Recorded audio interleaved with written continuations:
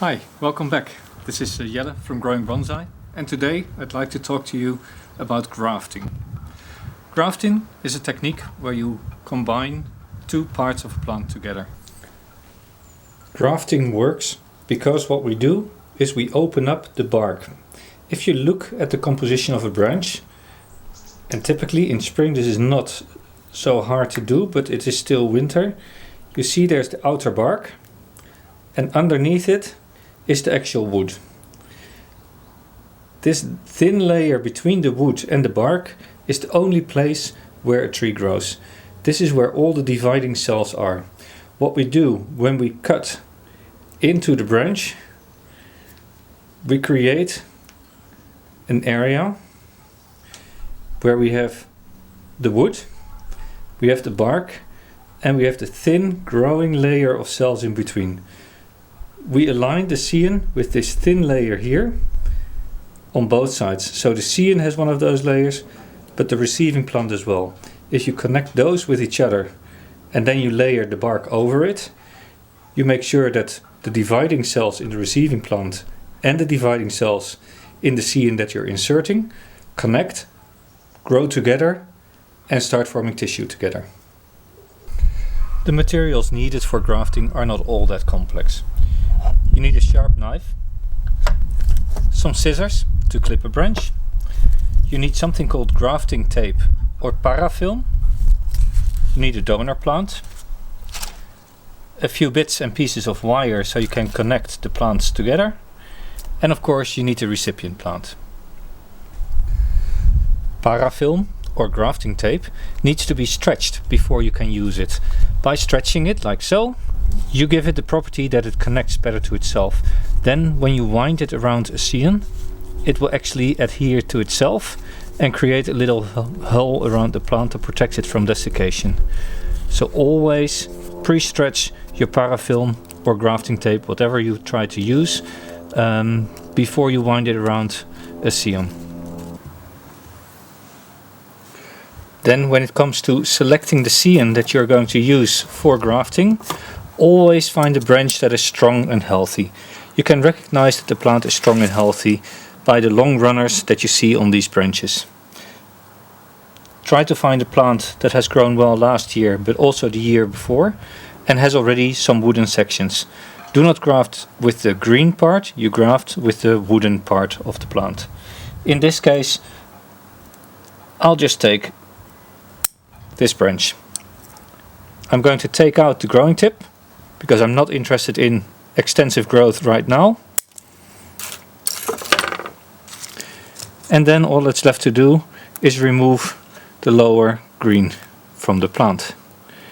And with that we have created a graft.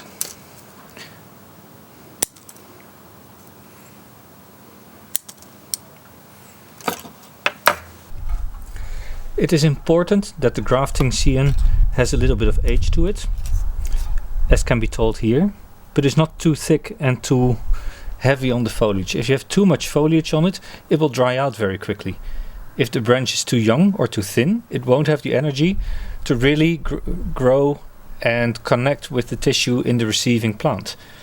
So make sure it is woody, it has thickened a little bit, it does have good healthy foliage, but not too much.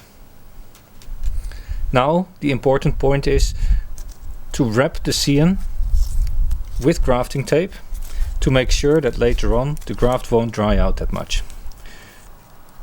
All I'm doing is taking the grafting tape, putting it on the plant itself and gently loop it around the scion. What you want is that it overlaps with the previous winding. You can squeeze the foliage a little bit, but not too much, so it shouldn't be too tight. It should really be a gentle jacket around the plant. It is a bit of a iffy thing to do. Don't leave things on if you are not completely perfectly happy that you have a seal along the whole length of the scion. And in the end you can just twist and turn the ends together. And if you then give it a little tug, it comes off and it is connected to itself. This is a grafting scion ready to be placed onto the tree.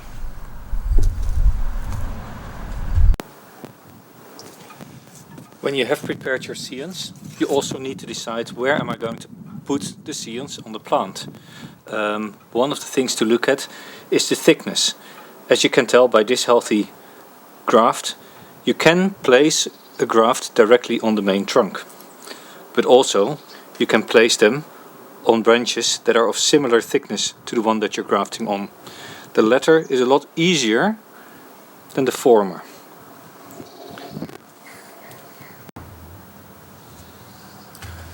Of course, selecting the location is also dependent on where you need the new foliage to grow. For the sake of this demonstration, I'm using this branch, which has good healthy foliage on the ends. I can remove this because this is not important.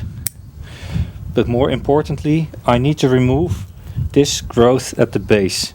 If you leave this growth on the base, it is going to take the sap that you want to go up into this branch. This branch now needs to grow strongly for the scion to attach to. So what we'll do,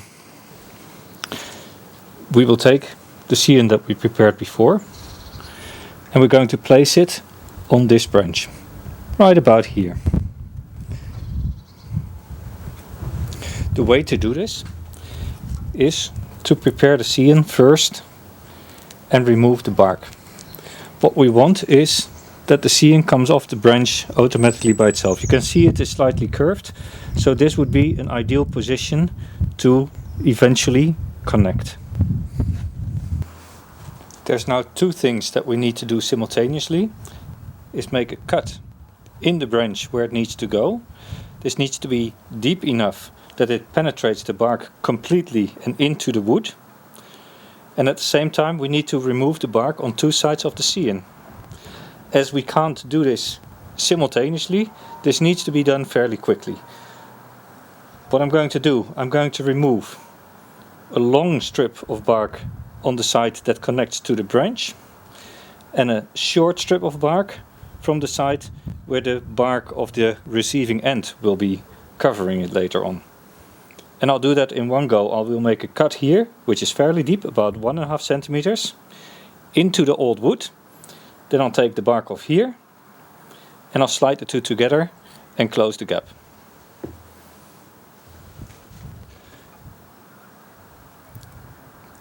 Make a long cut. Make sure here also you get through the bark completely, so it is open. On the other hand, you make a short cut. Don't let it dry out.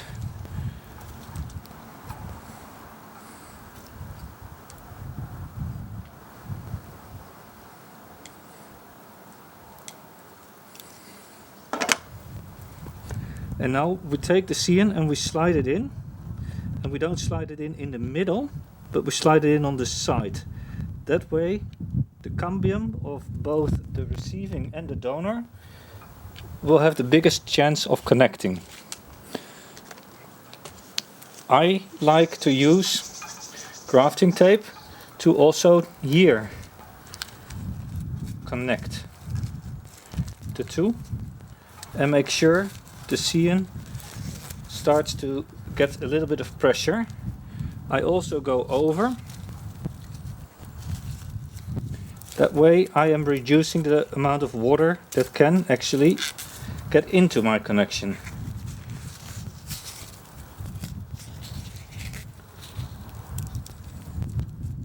It is a little bit of an iffy work to do, so having someone to help you can be a good idea. The end you can in the last flip just tie it off with itself. Just like that. Now you might be wondering why the piece of wire. I like to use the piece of wire for two things. One of them is I just want to connect the scion itself to the receiving branch with something more than just the foliage. But equally important is that you actually tie the scion into position so that the wind doesn't have as much influence on it. So it gets actually connected to the main branch also on the top. This is how I like to do it. The wind now can't move this around all as much. Now, aftercare. What is important is that the scion doesn't sit in full sun for the next 6 months. A little bit of morning sun, yes, that is great. But full on afternoon sun will cook the scion in this little foliage package. Over the next couple of months, once the scion starts growing, you'll see that it starts pushing out. At that point, you can slowly open up the foliage, but be very, very careful because this connection is very, very weak for the first 1 or 2 years. When it comes to grafting, and particularly scion grafting as we did today, aftercare is quite important. There's no connection between the scion and the main plant, and as such the scion can very quickly dry out. Here we have a nice example of 2 branches that were grafted. One took, one didn't. This one is almost brown. You can tell this one might not live to see spring. On the other hand, this one has grown nicely last year. You see young sprouts all around, and once spring comes, this one will start growing. As we do this work in the very late winter or early spring, just before the plants start growing, there's still a risk of frost. Make sure the plant never freezes after you've done the grafting. The first couple of months, everything that disturbs the connection will make the scion die. So also big gusts of wind, frost, anything touching the scion can all be the reason why the connection does not grow together. For me, this plant now goes into the shed. It will stay there until the frost of next week has passed. After that, I'll put it in a shady part of the garden. It is a lengthy process. It will take another 2 years before these scions are strong enough and the connection is well connected. And then I can only start wiring, shaping or using the foliage. This is why you have to really think carefully about whether you want to graft your juniper or not. Sometimes it's worth the effort, sometimes it really is not. I wish you all the best of luck. Try some grafting on your trees and let me know how it goes. Until then, keep growing bonsai!